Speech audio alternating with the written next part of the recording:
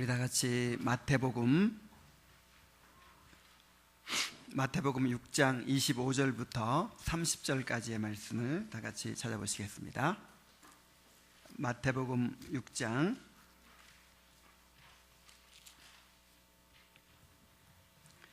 25절부터 30절까지의 말씀을 우리 한 목소리로 한번 읽어보겠습니다. 시작. 그러므로 내가 너희에게 이르노니 목숨을 위하여 무엇을 먹을까 무엇을 마실까 몸을 위하여 무엇을 입을까 염려하지 말라. 목숨이 음식보다 중하지 아니하며 몸이 의복보다 중하지 아니하냐. 공중의 새를 보라. 심지도 않고 거두지도 않고 창고에 모아 들이지도 아니하되 너희 하늘 아버지께서 기르시나니 너희는 이것들보다 귀하지 아니하냐. 너희 중에 누가 염려함으로 그 키를 한 자라도 더할 수 있겠느냐. 또 너희가 어찌 의복을 위하여 염려하느냐. 들의 백합화가 어떻게 자라는가 생각하여 보라. 수고도 아니하고 길쌈도 아니하느니라. 그러나 내가 너희에게 말하노니 솔로몬의 모든 영광으로도 입은 것이 이 꽃 하나만 갖지 못하였느니라.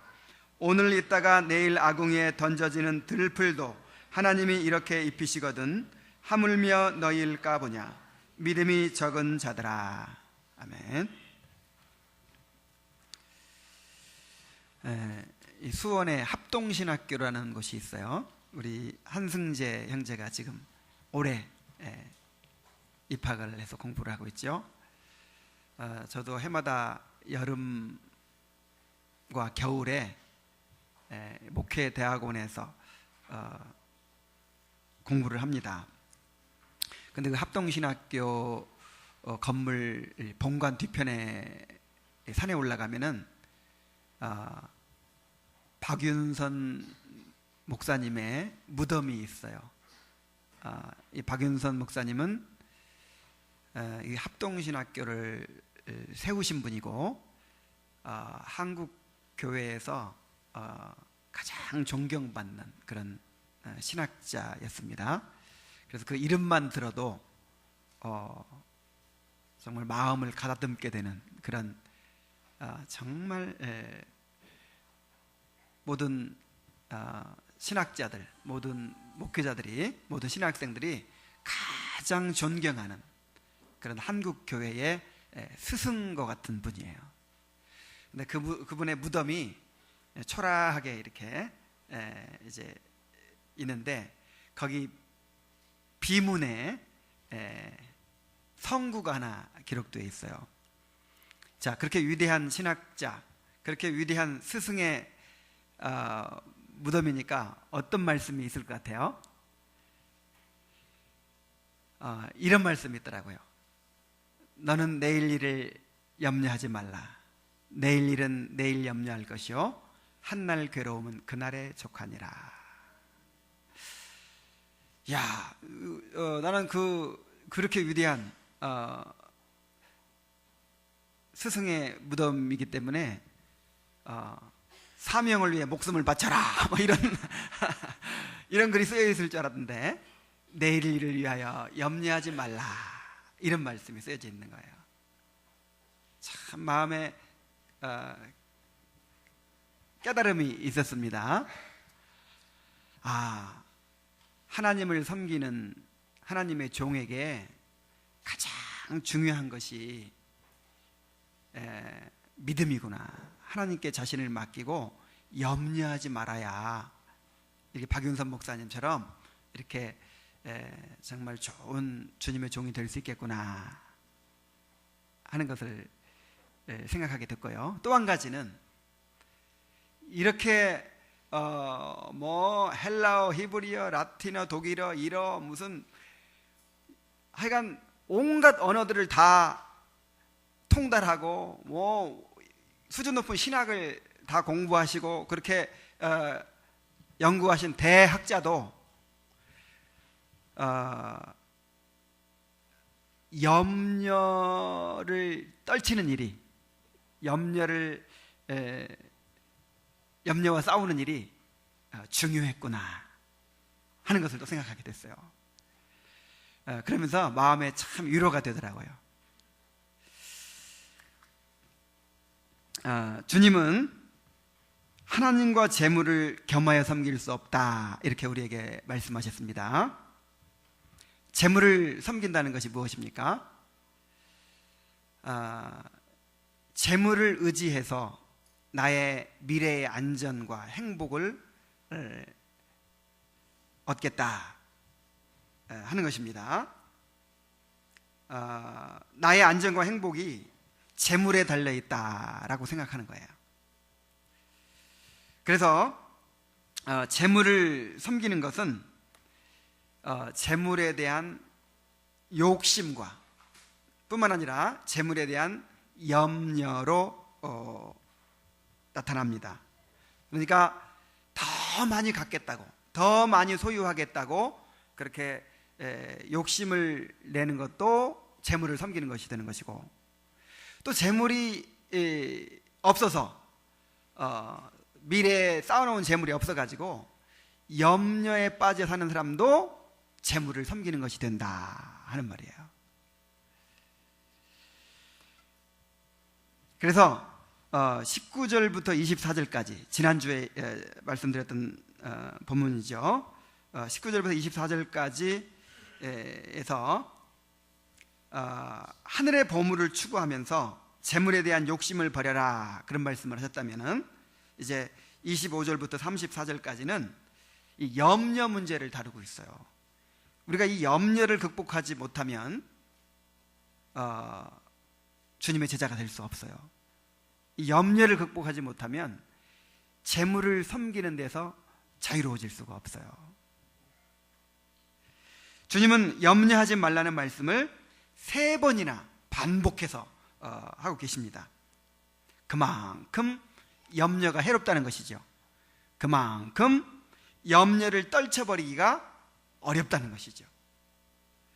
특히 한국 사람들은 염려가 많은 민족이에요. 왜 한국 사람이 그렇게 특히 염려가 많을까요? 이 좁고 척박한 땅덩어리에 인구가 너무 많아요. 근데 먹고 살기가 너무 힘들어. 그리고 사계절이 뚜렷하잖아요. 봄, 여름, 가을, 겨울. 그래서 그때그때 준비하고 그때그때 뭔가 해야 될 일을 하지 않으면 굶어 죽어요.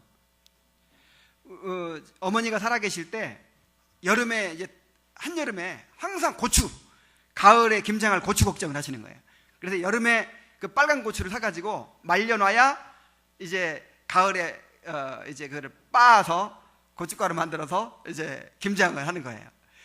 언제쯤에 메주를 담궈가지고 간장을 담그고 된장을 담그고, 하여간 이런 준비를 끊임없이 해야 돼요. 모내기를 해야 되는데 모내기철 잠깐 놓치면 어떻게 될까요? 1년 농사 망치는 거예요. 벼를 베어야 되는데 그때 잠깐 놓치면 농사 망치는 거예요.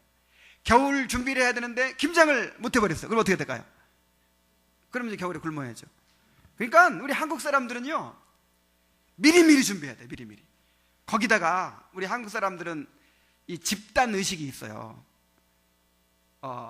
좋게 말하면 공동체 의식이고, 나쁘게 말하면 이제 이런 어떤 수직적이고 획일화된 그런 이 집단 문화 속에 살고 있기 때문에 비교가 심하고 경쟁이 심해요. 체면 문화가 있어요. 그래가지고 하여간 그 동남아 사람들을 보든지 서양 사람들을 보든지 염려 많지 않죠? 우리보다. 그냥 현재를 즐기는 것을 즐기며 사는 것에 치중하는 것 같아요. 그 사람들은. 근데 한국 사람들은 보면은 어린 아이들로부터 노인에 이르기까지 모두가 위기의식을 가지고 살아요. 쫓기며 살아요.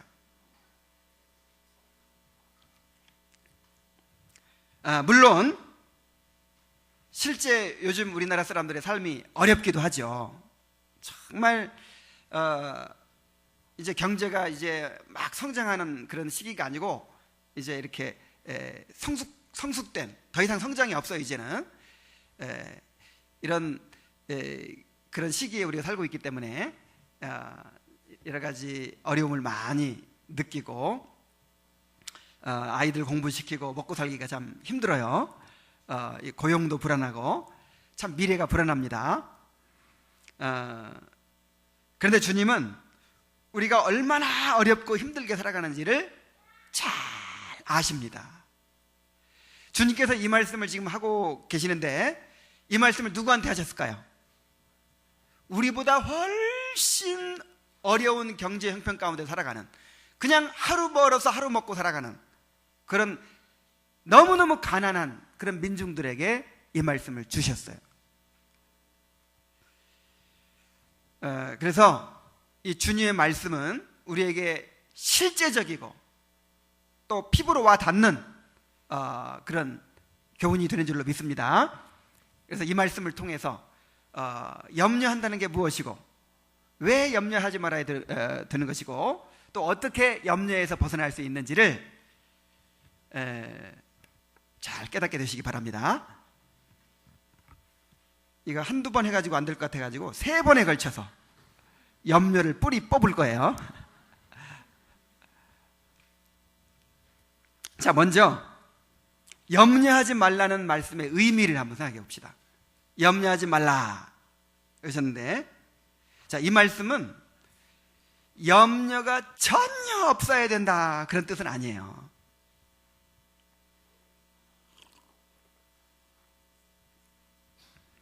앞날에 대한 염려가 생기는 것은 인간이라면 너무나도 당연한 것입니다. 두려움과 염려가 있어야 미래를 준비할 수 있겠죠.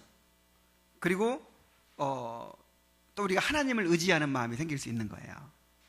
그래서 염려가 전혀 없다. 나는 하나도 염려가 안 돼. 전혀 뭐 염려 없다는 거예요. 막 내가 보기엔 큰 일이 벌어져서 가지고 걱정이 많을 것 같은데, 나는 평안하다고 아무런 염려가 안 된다고 그러는 거예요. 그 인간이 아니에요.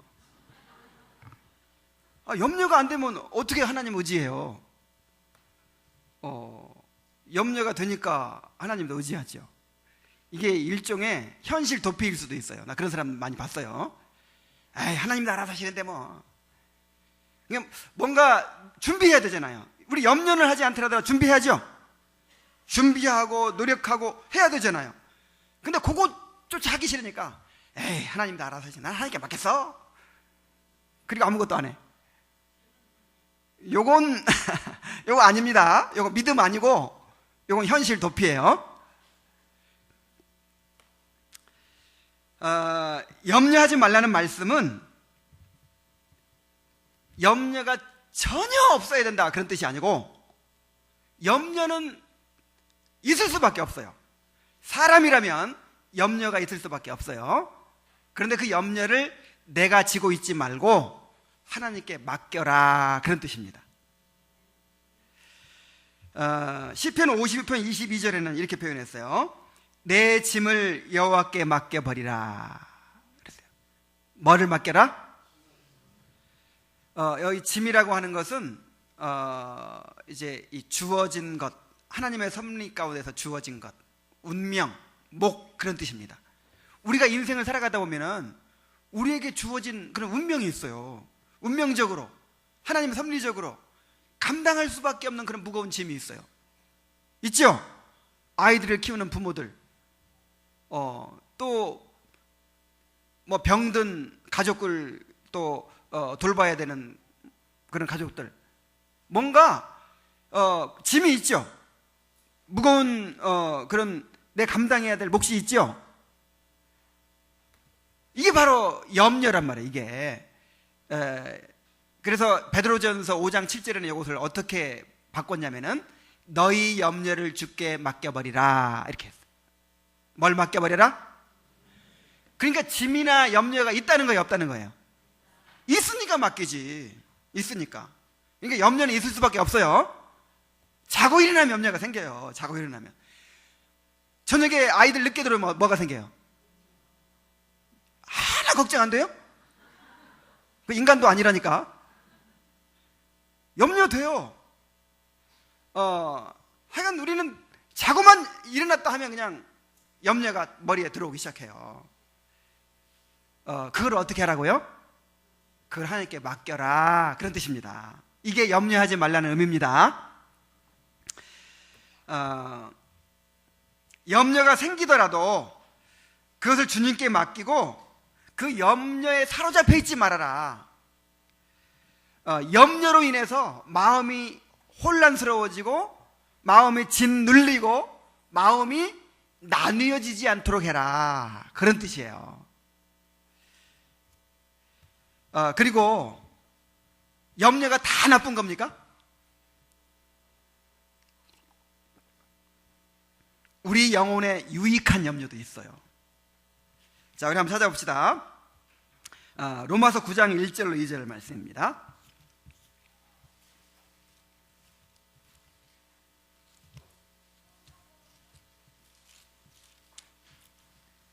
자, 바울 사도는 염려를 했을까요? 안 했을까요? 네, 했겠죠. 질문이 했을 것 같죠? 자, 눈치로 때려잡은 것 같아요. 자, 로마서 9장 1절 2절에 보면은 내가 그리스도 안에서 참말을 하고 거짓말을 아니하노라. 나에게 큰 근심이 있는 것과, 근심도 큰 근심이 있어요, 작은 근심이 있어요? 바울 사도에게 큰 근심이 있어요. 도대체 무슨 근심이 그렇게 있었을까요? 마음에 그치지 않는 고통이 있는 것을 내 양심이 성령 안에서 나와 더불어 증언하노니 나의 형제 곧 고륙의 친척을 위하여 내 자신이 저주를 받아 그리스도에게서 끊어질지라도 원하는 바로라. 그러니까 바울 사도는 엄청난 근심, 염려가 있었어요. 뭐 때문에 염려했어요? 자기 동족들이 구원받지 못한 채 저렇게 살아가고 있는 것에 대해서 이게 어느 정도 큰 근심이냐면은 그치지 않는 고통이 있는 거예요. 그래서 어느 정도냐면은 이 고통의 크기가 어느 정도냐면 차라리 내가 그리스도에게 저주를 받아서 끊어질지라도 그렇게만 될 수 있다면 좋겠다. 이게 바울의 근심과 고통이 얼마나 컸는지를 알 수 있죠. 우리 한 구절 더 찾아봅시다. 고린도 후서 11장입니다. 고린도 후서 11장 28절입니다.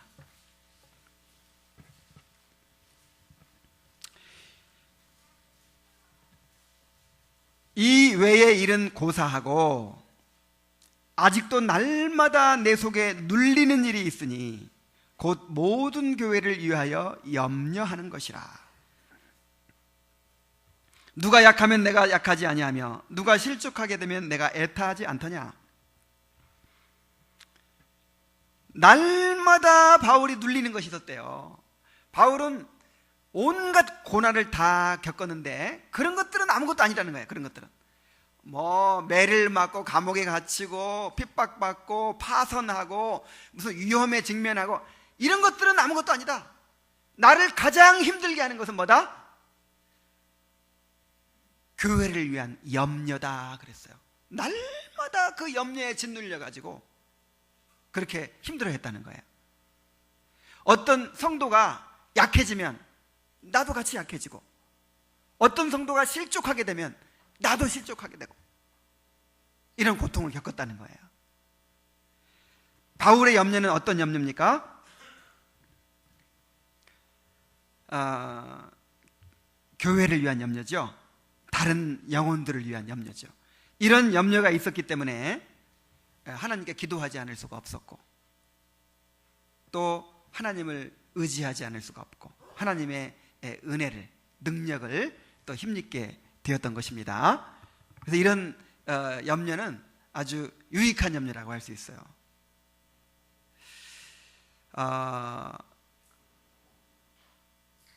제가 말씀을 전하고 나면 어떨 때는 빨리 하늘나라 가고 싶을 때가 있어요. 내가 이렇게 무력하구나. 정말 한 영혼을 변화시키는 일이 이렇게 쉽지 않구나 하는 것을 느끼고, 참 이 말씀 전하고 나서 참 힘들 때가 많아요. 근데 이번 주에 그 칼빈의 이야기를 읽으면서 얼마나 위로가 됐는지 몰라요. 칼빈도 그런 말을 했어요. 내가 전하는 메시지가 이토록 열매가 없다니, 만약에 내 마음대로 할 수만 있다면 빨리 하늘나라에 가고 싶다. 칼빈도 그런 말을 했더라고요. 그러니까 이렇게 성령 충만하고 이렇게 경건하고 이렇게 믿음이 큰 사람들도 뭐가 있어요? 염려가 있어요. 근심이 있어요. 그런데 그런 근심이 어떤 근심이냐? 바로 영적인 근심이란 말이에요. 영혼을 위한 근심, 하나님의 일을 위한 근심이란 말이에요. 또 하나님의 뜻대로 하는 근심이 있습니다. 고린도후서 7장 10절이에요. 한번 찾아보세요.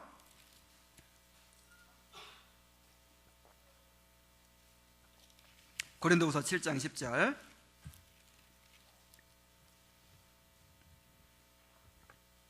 하나님의 뜻대로 하는 근심은 후회할 것이 없는 구원에 이르게 하는 회개를 이루는 것이요, 세상 근심은 사망을 이루는 것이니라. 보라, 하나님의 뜻대로 하게 된 이 근심이 너희로 얼마나 간절하게 하며 얼마나 변증하게 하며 얼마나 분하게 하며 얼마나 두렵게 하며 얼마나 사모하게 하며 얼마나 열심 있게 하며 얼마나 벌하게 하였는가. 너희가 그 일에 대하여 일체 너희 자신의 깨끗함을 나타내었느니라. 자, 여기에 두 가지 근심이 나오죠. 우리 한번 따라해 봅시다. 세상 근심, 하나님의 뜻대로 하는 근심. 자, 세상 근심이 뭐예요? 온갖 세상 일들로 근심하고 염려하고 마음이 나뉘어지고 짓눌리고 그냥 영적인 일에 관심도 둘 여유가 없이 그렇게 살아가는 것을 말하는 거예요. 그 세상 근심은 무엇을 낳는다? 사망을 낳는다 그랬어요. 영적인 사망을 낳는 거예요. 만약에 여러분들의 마음이 세상 근심으로 이렇게 가득 차 있으면 결과가 뭐라고요? 사망입니다. 육신의 생각은 사망이요 그랬잖아요. 근데 하나님의 뜻대로 하는 근심이 있어요. 바울 사도가 고린도 교회 성도들을 영적으로 유익하게 만들려고 하나님의 뜻대로 하는 근심을 갖게 만들었어요. 막 책망하고 막 죄를 드러내고 호되게 그렇게 막 혹독하게 그들을 공격해서 하나님의 뜻대로 하는 근심을 하게 만들었어요. 자, 하나님의 뜻대로 하는 근심이 무엇입니까? 죄 때문에 근심하는 거예요. 내 영혼 때문에 근심하는 거예요. 내 죄가 이렇게 크구나. 아니면 우리 공동체 안에 있는 이 죄가 이렇게 크구나. 우리의 영혼이 이렇게 문제구나 하고 이 죄 때문에, 나의 영혼의 문제 때문에 근심하게 되는 거. 이게 무슨 근심? 하나님의 뜻대로 하는 근심. 이 하나님의 뜻대로 하는 근심은 결과가 뭐라고 그랬어요? 구원을 낳는다 그랬어요. 구원을 낳는다.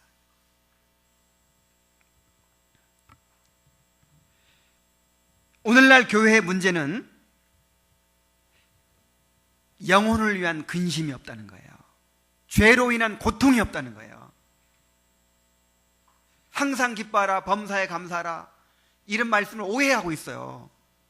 너희 마음에 그리스도의 평강이 주장하게 하라.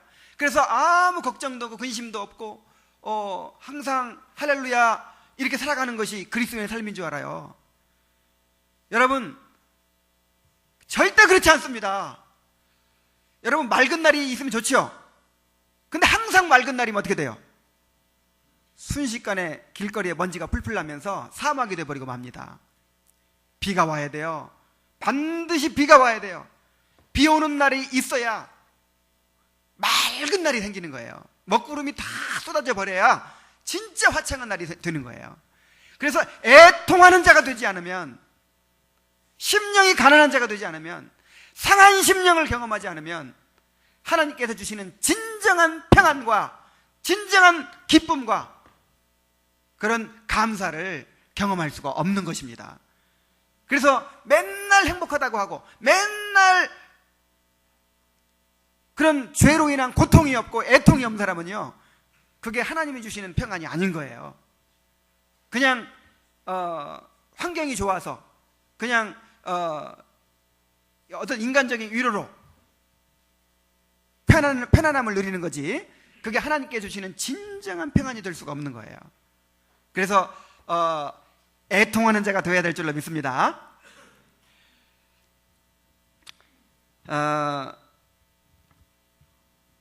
이 루터는요, 종교개혁자 루터는 내가 어떻게 하면 의롭다 하심을 받을 수 있을까, 이것 때문에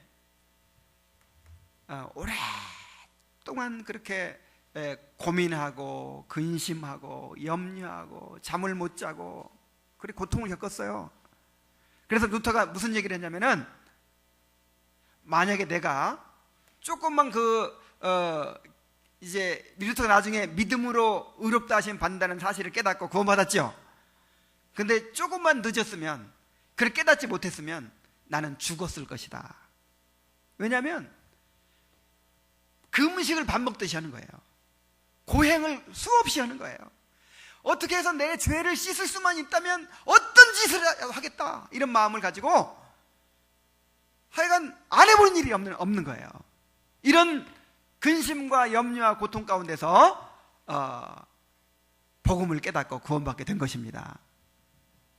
이 존 버년이라고 하는 사람, 첼로 역정을 쓴 존 버년이라고 하는 사람은 어렸을 때부터 죄 때문에 고민하기 시작했어요. 나중에 이제 구원받기 전에 한 5년간, 특히 이제 심했던 건 3년간, 아주 극심했던 것은 한 1년 반 정도, 이렇게 나중에는 얼마나 그 죄에 대한 고통이 컸던지 이 정신분열 증세까지 나왔다는 거예요. 여러분, 이게 은혜입니다. 이게 은혜라니까요.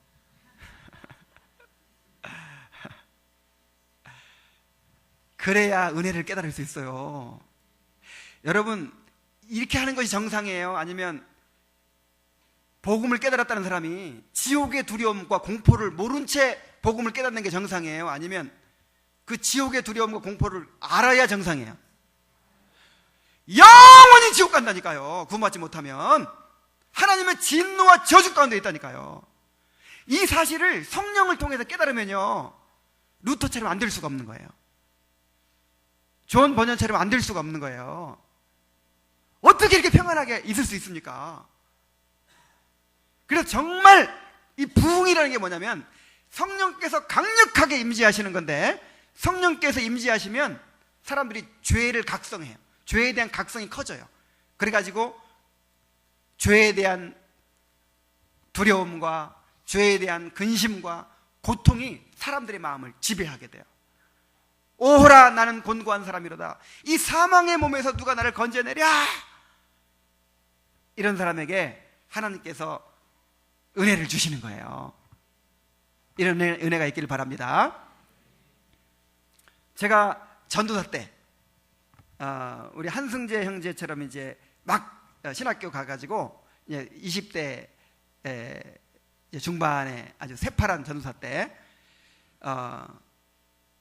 이제 교회에서 예배가 끝나고 나면 이제 구원 상담이라고 해서 이제 복음을 전하는 시간을 가졌어요. 그래서 예배 끝나고 나면 이제 아직 구원받지 못한 분들, 그런 분들이 이렇게 이제 오라고 해가지고 저 2층에서 이제 복음을 전해주는 거예요.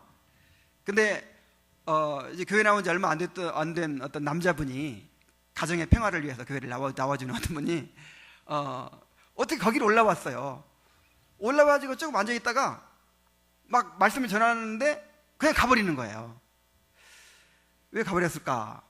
나중에 이제 그 부인으로부터 이 얘기를 들었는데, 아니, 나 뭐 구원받으라고 해서 딱 올라갔더니 목사님이 와서 딱 말씀을 전해주는 것이 아니라 새파란 전도사가 와가지고 나 그거 듣고 앉아있겠어 내가? 그리고 가버렸다는 거야. 여러분, 지금 뭐 하러 왔어요? 구원받겠다고, 복음을 듣겠다고 왔죠? 그러면 아쉬워야 돼요? 배짱해야 돼요? 아니, 지금 지옥에 떨어지는데, 하나님의 저주와 진노 가운데 있는데, 제발 나를 구원의 길을 알려주시옵소서 하면서 내가 구원받을 수만 있다면 내가 내 재산이라 다 바치겠습니다 하는 마음으로, 그렇게 와도 들똥말똥인데 아니 내가 왔는데 체면이 있지, 여러분 이게 가지고 만약에 목사님이 와서 말씀을 전했다 하더라도 그런 자세로 복음 들어가지고 구원 받을 수 있겠어요, 없겠어요?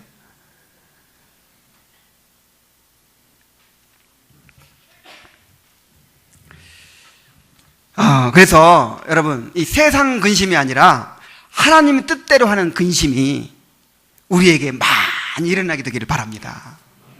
정말 회심이 일어나려면요, 막 구원의 역사가 일어나려면 이 죄로 인한 고통이 일어나야 돼요. 지옥의 두려움을 알아야 돼요. 영원한 멸망의 그 두려움을 알아야 돼요.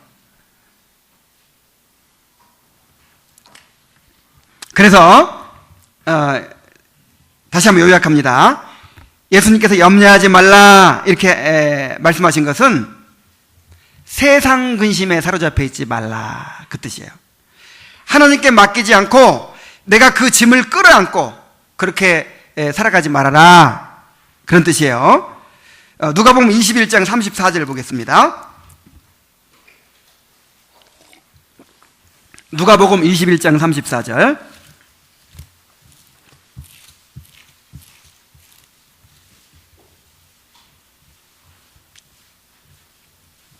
우리 함께 읽어보겠습니다. 시작. 너희는 스스로 조심하라. 그렇지 않으면 방탕함과 술 취함과 생활의 염려로 마음이 둔하여지고 뜻밖의 그날이 덕과 같이 너희에게 임하리라. 자, 조심해야 됩니다. 뭘 조심해야 돼요? 세 가지를 특별히 조심해야 돼요. 첫째, 방탕함을 조심하세요. 그 다음에 술 취함을 조심하세요. 세 번째로 생활의 염려를 조심하세요. 이게 방탕함이나 술 취함이나 생활의 염려나 똑같이 나쁜 거라 이 말이에요. 똑같이 악한 거라 이 말이에요. 왜 악합니까? 생활의 염려로 마음이 어떻게 된다? 둔해진다. 그러니까 둔해진다 이 말은 눌린다 이 말이에요. 짓눌린다 이 말이에요. 생활의 염려로 짓눌려가지고 말씀을 전해도 귀로 안 들어와. 지금 여러분 안 들어오는 사람도 있을 거예요. 내일 지금 할 일 때문에 지금 갚아야 될 빚이 있고 지금 등록금 내야 되고 뭐 김치당 가야 되고 빨래해야 되고 온갖 세상 일들로 막 머리에 가득 차가지고 말씀이 안 들어오는 사람도 있을지 몰라요. 이거 지금 술 취한 거나 똑같아요. 방탕한 거나 똑같아요. 하나님께 맡기시기 바랍니다. 하나님께 맡기고 이렇게 짓눌려 있지 말라 이 말이에요. 마음이 나뉘어 있지 말란 말이에요. 자, 그렇다면 어떻게 염려하지 않을 수 있겠습니까? 왜 그리스도인은 염려하지 말아야 되겠습니까? 그것을 이제 주님께서 아주 논리적으로 우리에게 이제 설득을 하십니다. 자, 한마디로 말하면 왜 우리가 염려하지 말아야 되느냐면 하나님께서 우리를 돌보시기 때문입니다. 25절 봅니다. 누가복음이 아니라 마태복음 6장으로 돌아가서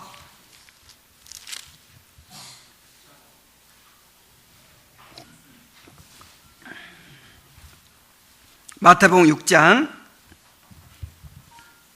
25절로 들어가서 그러므로 내가 너희에게 이르노니 목숨을 위하여 무엇을 먹을까 무엇을 마실까 몸을 위하여 무엇을 입을까 염려하지 말라.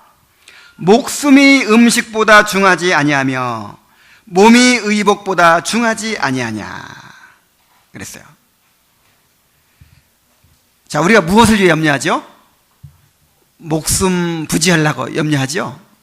이 목숨을 유지하기 위해서 내가 뭘 먹어야 될까, 어떻게 먹고 살 수 있을까 염려하죠. 그 다음에 이 몸을 가리울 수 있는 옷을 위해서 염려하죠. 우리가 여러 가지 생활에 필요한 걸 염려하죠. 근데 이 음식보다 뭐가 더 중요하다? 목숨이 중요하다. 그리고 또 의복보다 뭐가 더 중요하다?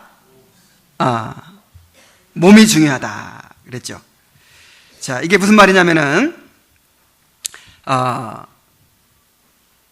여러분, 이 생명은요, 하나님께서 주장하시는 것입니다. 아멘? 이 생명은 하나님께 주관하시는 것입니다. 하나님께서 우리에게 생명을 주셨어요. 그리고 생명을 주시는 분도 하나님이신데 그 생명을 유지하시는 것도 하나님이십니다. 자, 누가 유지해요? 그 생명을 거두어 가시는 것도 하나님이십니다. 그러니까 이 생명에 관한 한 누가 주인이에요? 하나님이 주인이에요. 하나님이 주시는 것이고 하나님이 유지하시는 것이고 하나님이 거두어 가시는 거예요. 그러면 생명을 주셨으면 그 생명을 이제 언제쯤까지 있다가 거두어 가겠다 하는 하나님의 계획이 있죠. 그리고 언제쯤까지 있다가 거두어 가겠다 하는 그 기간 동안에 그 생명을 유지를 하는 것을 누가 유지시켜 주실까요? 하나님이. 그래요, 안 그래요? 내가 얼마나 열심히 일하느냐에 따라서 조금 생명이 단축될 수 있고 연장될 수 있고 그럴까요? 만약 그렇게 생각한다면 이단입니다. 내가 열심히 더 일하고 열심히 더 하면 내가 내 생명을 더 연장시킬 수 있고, 그렇게 안 하면 내가 일찍 죽고, 물론 겉으로 보기에는 그렇게 보이지만은 그 생명의 시한을 누가 주관하세요? 하나님이 주관하세요. 그래서 우리에게 생명을 주셨으면 우리가 살아가는 날까지, 죽는 날까지 그 생명이 유지할 수 있도록 음식을 공급해 주실까요? 안 주실까요? 주시죠. 그 생명을 유지시키는 것도 하나님의 책임이에요. 아멘?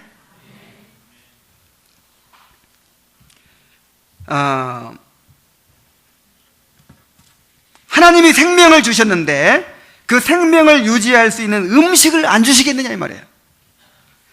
몸을 주셨는데 어찌 그 몸을 보호할 수 있는 의복을 안 주시겠느냐 이 말이에요. 그러니까 우리는 무엇을 먹을까 무엇을 입을까 염려하지 말고 이 생명을 가지고 이 몸을 가지고 어떻게 살아가야 될까 이걸 고민하란 말이에요. 하나님께서 나의 생명을 주셨는데, 그리고 이제 언제인지를 모르지만은 언제까지 나를 이 생명을 이제 살게 하실 텐데, 내가 살아있는 동안 어떻게 살아야 될까? 요게 우리의 근심이어야 되고 요게 우리의 염려여야 돼요. 근데 생명을 유지하는 건 하나님께 달려있는데, 하나님 소관인데 자꾸만 아이고 무엇을 먹을까 무엇을 입을까 요거 걱정하고 있다면 이것은 하나님을 신뢰하지 않는 것이고 하나님의 주권을 침해하는 거라 이 말이에요. 자, 이렇게만 말해가지고 잘 못 알아들을까봐 주님께서 아주 실제적인 예를 드십니다. 공중의 새를 보라 그랬어요. 아마 지금 예수님께서 야외에서 설교하고 계십니다 지금. 그래서 공중에 막 참새들이 날아갔을 것 같아요. 얘들아, 저 공중에 뭐를 봐라? 새를 봐라. 한번 새를 보세요, 마음으로라도. 자, 26절입니다. 공중의 새를 보라. 심지도 않고 거두지도 않고 창고에 모아 들이지도 아니하되. 자, 새들이 농사 짓습니까? 농사 지을 줄도 모르죠. 농사도 안 지어요. 새들이 창고에 모아 들이지도 않아요. 새들은 심지도 않고 거두지도 않고 창고에 모아 들이지도 않는데 안 굶어주고. 이 지구상에 한 새들의 숫자가 한 1000억 마리 정도 된대요. 그런데 그 많은 새들이 다 먹고 살아요. 여러분 사람들 욕할 때 이 새 대가리야. 그리고 사람 속 좁고 막 염려 지나치게 하고 그럼 뭐라 그래요? 새 가슴. 새에 대한 모독입니다. 새들이 우리들한테 그럴지 몰라요. 이 새 가슴아. 새들은 새 가슴 아니에요. 새들은 염려 안 해요. 자, 어떻게 염려 안 할 수 있을까요? 어떻게 그렇게 이 1000억 마리나 되는 새들이 어떻게 이렇게 다 먹고 살 수 있을까요? 이 추운 겨울에 다 말라붙어 버렸는데, 얼어붙어 버렸는데, 이 눈밭에서 어떻게 새들이 굶어 죽지 않고 다 살 수 있었을까요?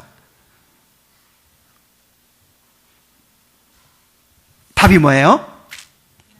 하나님께서 기르신다 그랬어요. 자, 누가 먹이신다? 하나님이 먹이신다.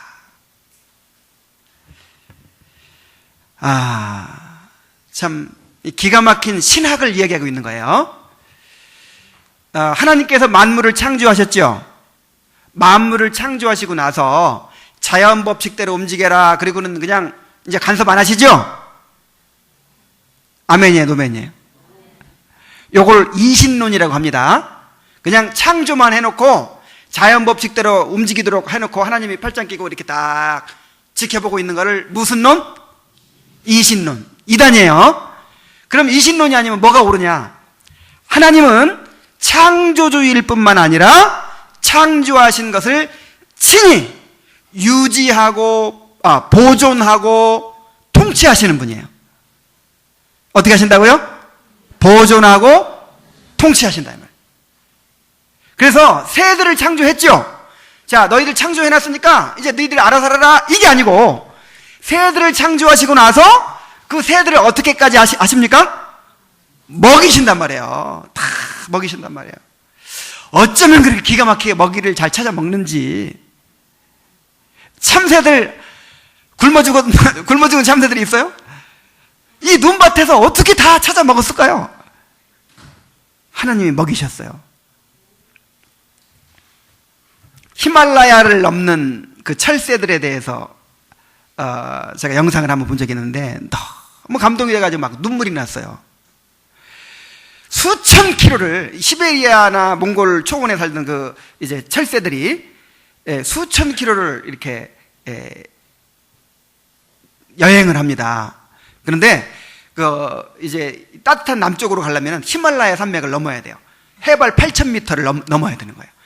여러분 8,000m 넘으려면 그냥 넘을 수 있어요, 없어요? 사람들도 장비 없이는 못 넘죠. 산소 마스크하고 막 이렇게 가야 되죠. 근데 8,000m 정도 넘으려면요, 그 바람이 그 세찬 바람, 영하 40도, 그 다음에 그 난기류가 막 그냥 얼마나 세게 막는지. 그리고 산소가 부족해. 산소가 부족하죠. 춥죠. 엄청난 바람이 있죠.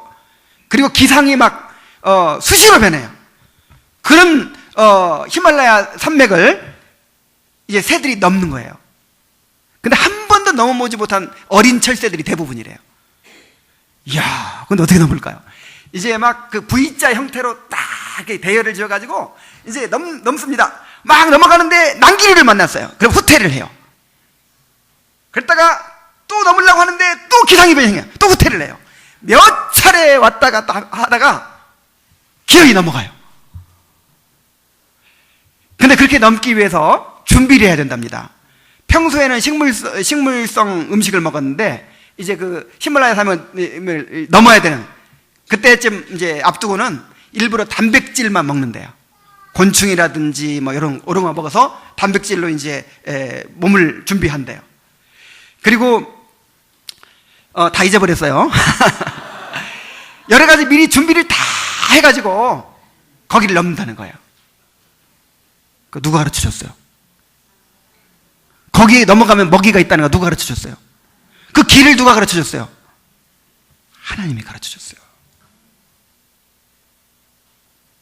이야, 그래서 하나님께서 창조만 하고 그냥 내버려 두시는 것이 아니라 창조하신 것을 어떻게 하신다? 보존하고 통치하신다.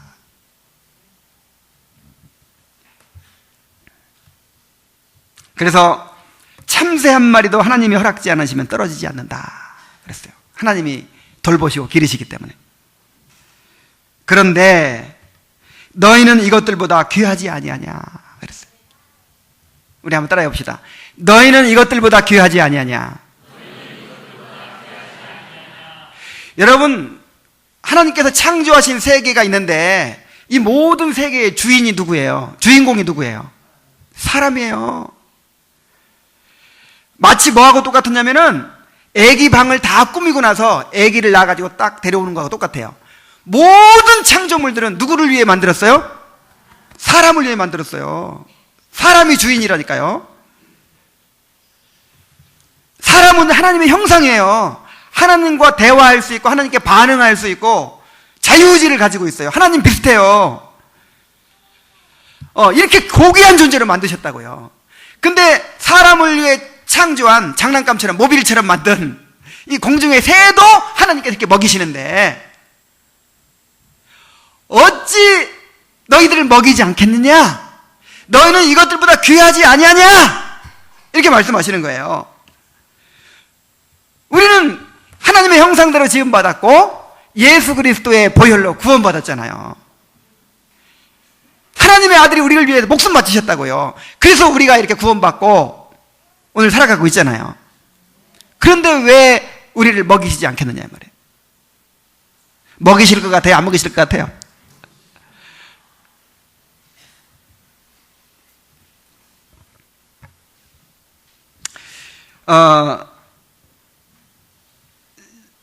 제가 어렸을 때 항상 이제 아버지가 안식교 장로님이셨는데 평신도인데도 교회 개척을 여러 개 했어요. 그래가지고 사택에서 항상 자랐어요. 교회 사택에서 이렇게 자랐는데 우리 어머니가 굉장히 거절할 줄 모르고 인심이 후하고 그렇게 누가 부탁하면 다 들어주는 그런 분이에요. 그래가지고 그 당시만 해도 거지들이 그렇게 많았어요. 그래서 항상 거지들 집합소가 우리 교회야. 그래가지고 진사모님 하고 와요. 거지들이. 그러면 이제 감자 쪄놨던 것도 주고 고구마 쪄놨던 것도 주고 막 그러거든요. 근데 제가 어렸을 때 그렇게 먹는 걸 밝혔어요. 그래가지고 이제 집에 밖에 나가 들어오면 거지들이 이제 우리 집 벽에 기대가지고 이렇게 감자를 먹고 있어요. 그러면 이제 엄마한테 막 뛰어들어가서 막 땡깡 부리는 거예요. 엄마, 저 거지들은 감자 먹는데. 여러분, 그 거지들한테도 감자를 주는데 아들은 주겠어요, 안 주겠어요? 거지들은 다 주고 아들 굶기겠어요? 하나님이 참새는 다 먹여놓고 그 사랑하는 자녀들은 굶기겠어요?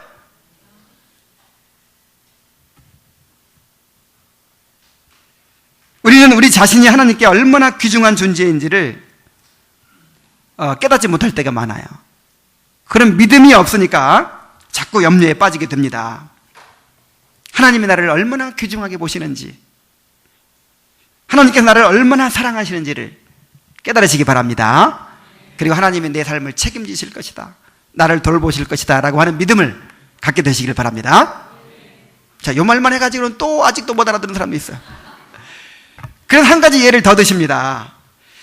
들의 백합화가 어떻게 자라는가 생각하여 보라. 예수님께서 지금 어디서 말씀하신다고요?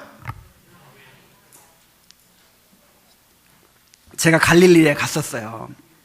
저는 이제 예루살렘에도 가고 갈릴리에도 가고 막 다 했는데 제일 감동적이고 너무너무 좋았던 데가 어디냐면 갈릴리예요. 이 갈릴리는 이 남쪽으로, 이스라엘은 남쪽으로 내려갈수록 그냥 뻘건 흙밖에 안 보여요. 근데 북쪽으로 올라갈수록 이제 풀들이 보이고 파란 들판이 보입니다.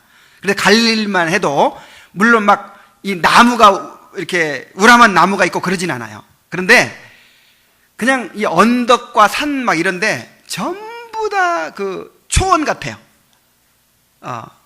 그래가지고 들판에 온갖 꽃들이 그냥 우리나라에 볼 수 있는 봄꽃들, 그런 꽃들이 얼마나 만발해 있는지, 그런 들판에서 예수님께서 지금 제자들한테 가르치시는 거예요. 그때 새가 휙 지나갔죠? 저 공중의 새를 봐라. 그 다음에 앉아있는 옆에 보니까 뭐가 피어 있어요? 백합화가 피어 있어. 이 백합화는 이 진짜 백합화만이 아니고 이 들꽃들을 가리키는 거예요.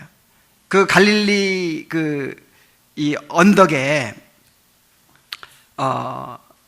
온갖 들꽃들이 피어 있는데 무슨 양귀비꽃, 아네모네, 붓꽃, 글라디올러스 이런 제가 갈릴리에서 피었던 꽃을 여기서 봤어요. 고잔역 앞에서. 고잔역 앞에 이 조그만 언덕에 보면은 이 봄철에 보면은 무슨 꽃 피죠? 양귀비꽃, 그냥 새빨간 양귀비꽃 피죠? 그거예요, 그거. 그런 꽃들이 엄청나게 많아요. 그냥 싹 깔려 있어요. 이제 그걸 보여주시는 거예요. 저 들에 뭘 봐라? 백합화를 봐라. 생각하여 보라, 이 말은 깊은 관심을 가지고 면밀히 관찰해 봐라, 그 뜻이에요. 그리고 여러분, 이제 이 들꽃이 피거든. 그냥 휙 지나가지 마시고 그것을 면밀히 관찰해 보시기 바랍니다. 깊이 생각해 보시기 바랍니다. 그리고 깨달으시라고요. 하나님이 주시는 메시지예요. 그게 자연 계시예요.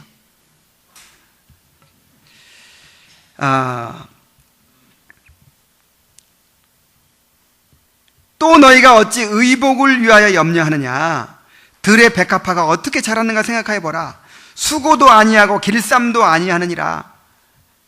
그러나 내가 너희에게 말하노니 솔로몬의 모든 영광으로도 입은 것이 이 꽃 하나만 갖지 못하였느니라. 이 백합화가요, 들풀 꽃들이, 들꽃들이, 뭐, 수고도 안 하고, 길쌈도 안 하죠? 뭐, 옷 입으려고 막, 배 짜고 막 그러지 않죠? 근데 얼마나 이뻐요. 그 양귀비꽃 보세요. 그 색깔이 얼마나 화려합니까? 그래서 예수님이 뭐라고 표현하십니까? 솔로몬의 모든 영광으로 입은 것이 이 꽃 하나만 갖지 못하였느니라. 솔로몬의 모든 영광으로도 이 꽃을 재현해낼 수 있어요, 없어요? 흉내낼 수 있어요, 없어요? 없어요.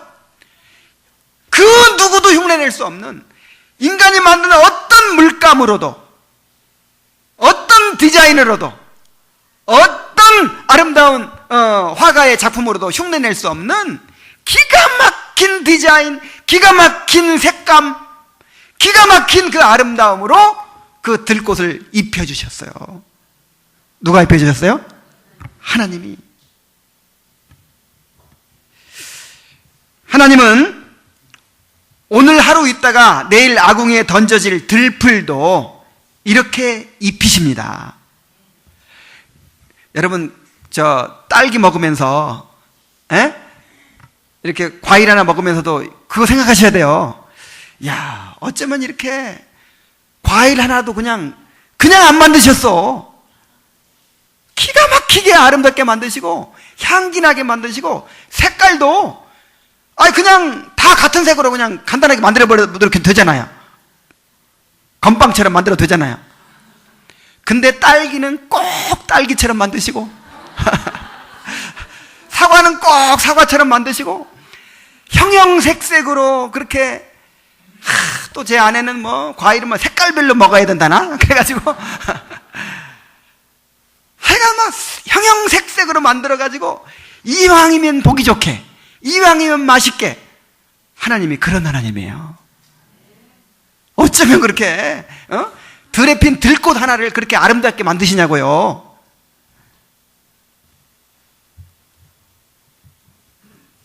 자, 이걸 통해서 무엇을 말씀하십니까?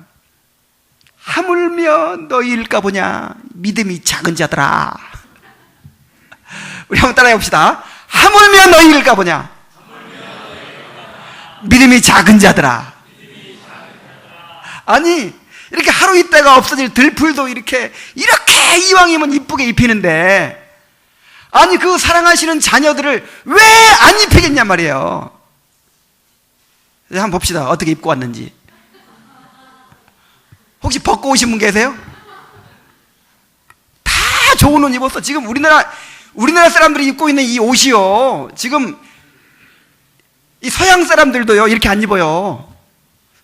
이 미국 사람, 유럽 사람들도 이렇게 못 입는다니까요. 지금 최고로 잘 입고 오셨습니다. 얼마나 잘 입고 사는지를 알아야 돼.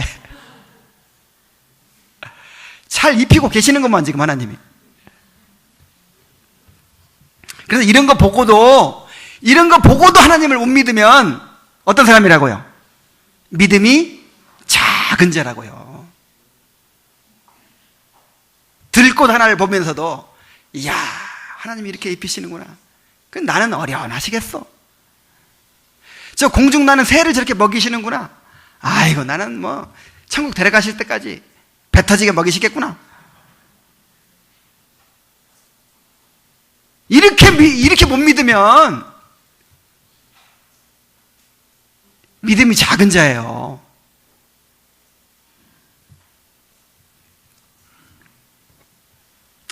하나님께서 우리를 돌보시기 때문에 우리가 염려하지 말아야 되는 것입니다. 다시 한번 중심 교훈을 요약해 드릴게요. 우리의 생명은 하나님의 소관입니다.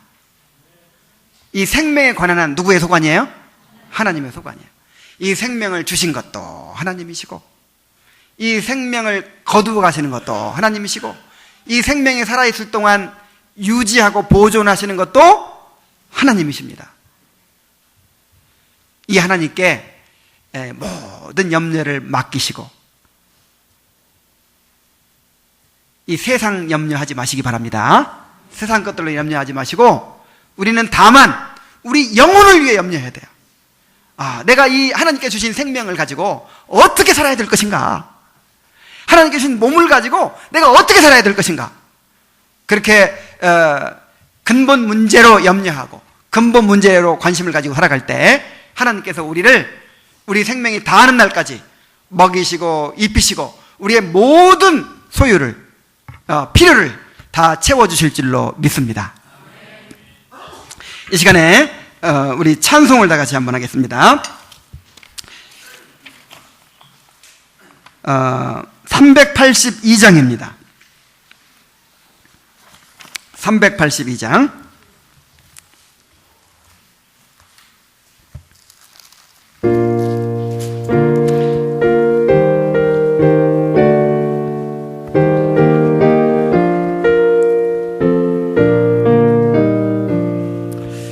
너 근심 걱정 말아라.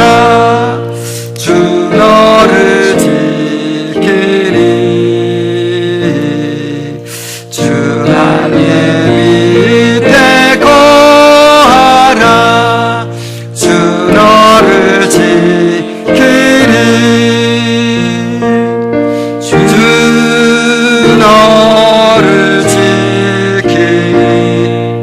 아무 때나 어디서나 주 너를 지키리.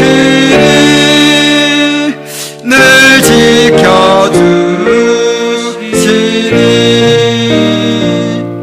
어려워 낙심될 때에 주 너를 지키리. 위험한 일을 당할 때 주 너를 지키리. 주